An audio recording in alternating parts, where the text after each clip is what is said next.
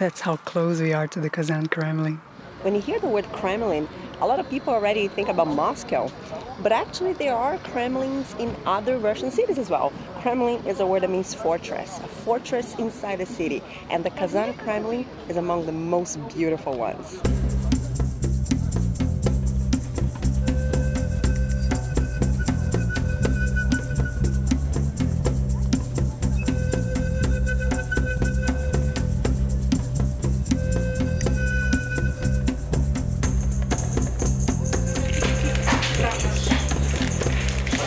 No idea what that is, but it's good, it's sweet. There's rice inside. What's the name of this? The name. What's this? Yeah? Не понимаете? Сколько стоит? Спрашиваю. Чак-чак? Нет, нет, чак-чак. Губадьян. Губадьян. Губадьян. Вкусно? Very good. Good, Good. good. Чак-чак, Yeah. вот. Спасибо.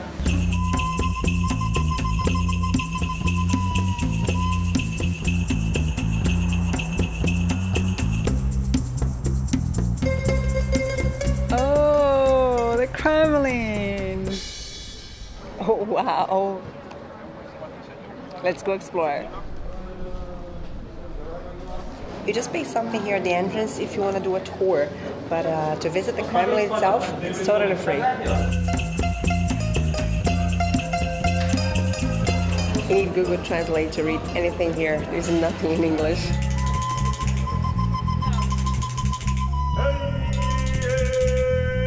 This place has centuries of history, just like the very city of Kazan, which is more than 1,000 years old. This Kremlin was built in the 16th century, but before that, there were other buildings here as well. There was a castle, for example.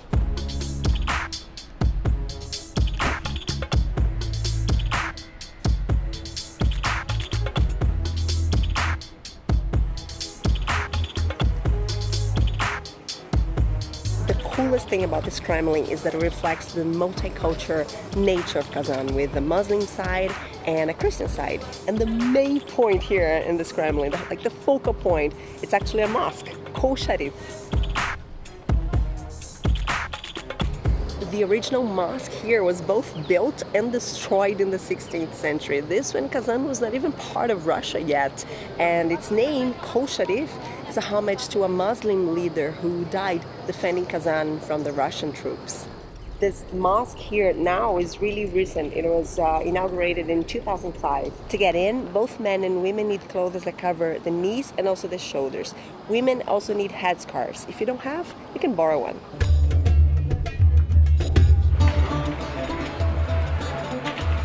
Let's go in.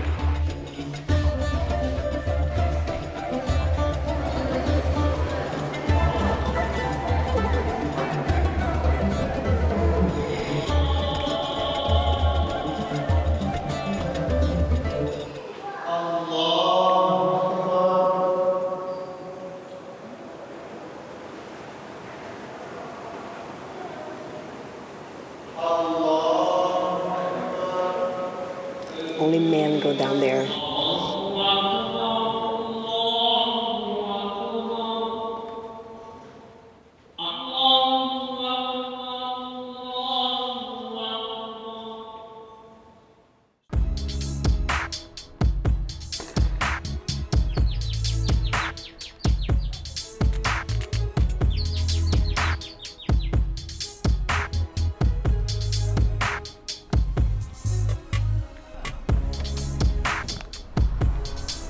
Nice view, but it can get better.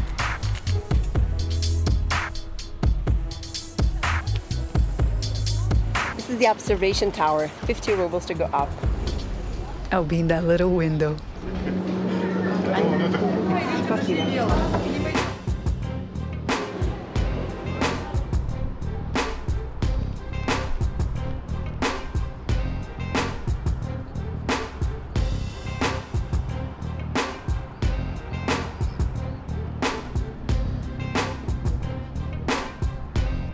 Everything very tight up here.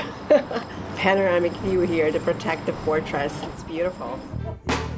These stairs are almost vertical, but people go down backwards.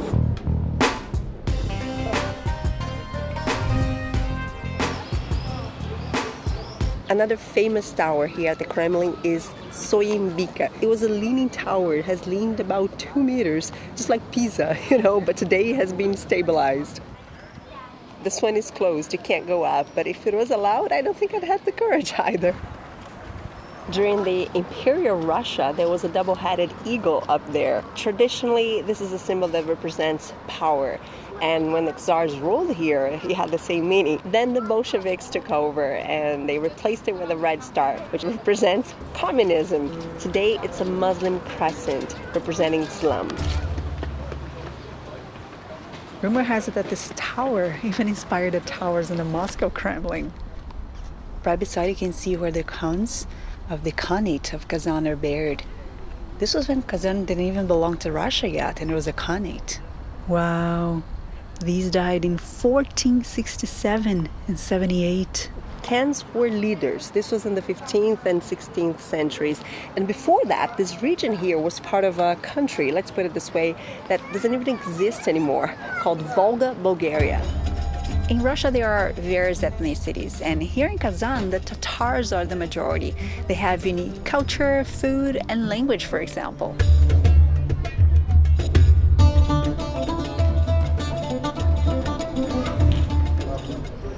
Geographically and politically, Russia is divided into various republics. Each one has its own president, and all of them are subordinated to the president of the Federation, Vladimir Putin. Kazan is the capital of the Republic of Tatarstan, and this is the house of the president.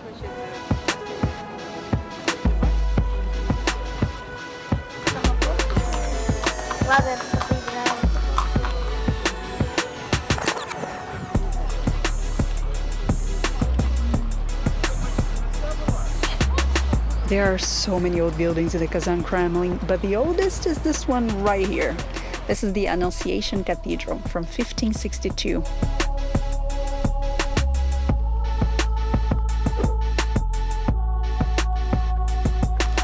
To get in, it's just like at the mosque. Knees and shoulders covered and headscarves for women.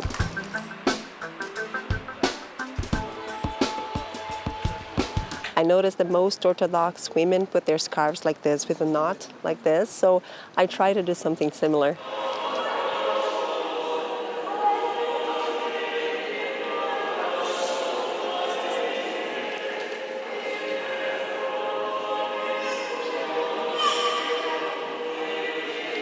It looks like a wedding.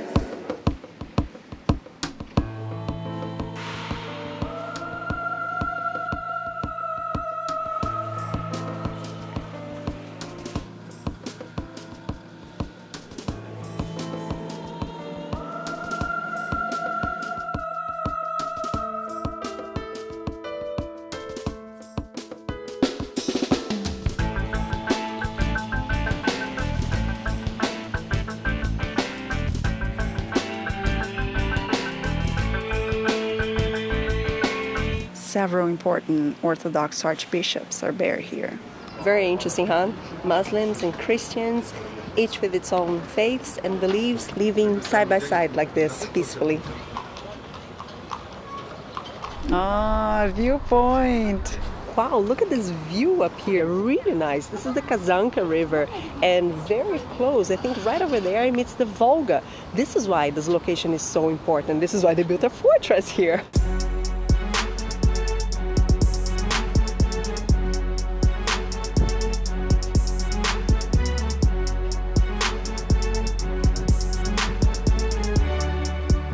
Looking down there at the Kremlin wall, surrounding and protecting the entire Kremlin. Remember that building with the tree in the middle that we saw last night? It's this one. You just cannot see the tree from here. Here inside the Kremlin, there are also museums, including a Hermitage museum. But absolutely everything I see is written in Russian and Tatar, the two official languages in Kazan. There's nothing in English. So I'm not going because I'm afraid I'll get there and won't understand a thing. This tower here at the entrance is the Spasskaya Tower, and it has this name as a homage to the Spassky Monastery that was located very close. This monastery actually was destroyed by the Bolsheviks when they took power. Why?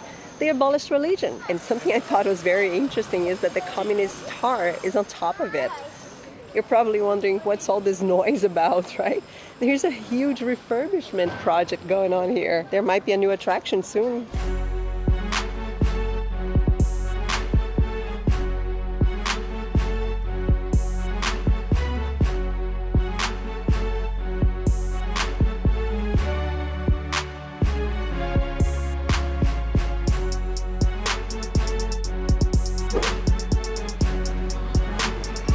No wonder the Kazan Kremlin is a UNESCO World Heritage Site.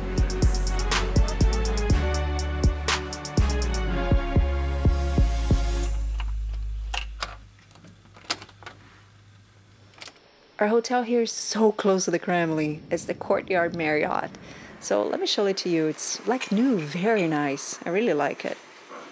But the best is the rooftop. Look at it earlier today.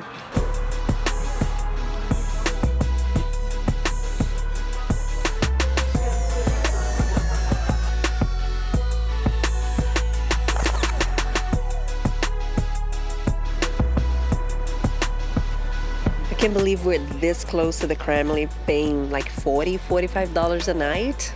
It's very nice, you know. Overall, Kazan is more affordable than Moscow and St. Petersburg, especially if you stay close to the landmarks like this. But even more if you compare to other European cities. And yes, this is still Europe. I hope you enjoyed the day. Tomorrow, there's more Kazan. Only from the street you can tell how big the Kremlin is. Look at this. Wow, amazing.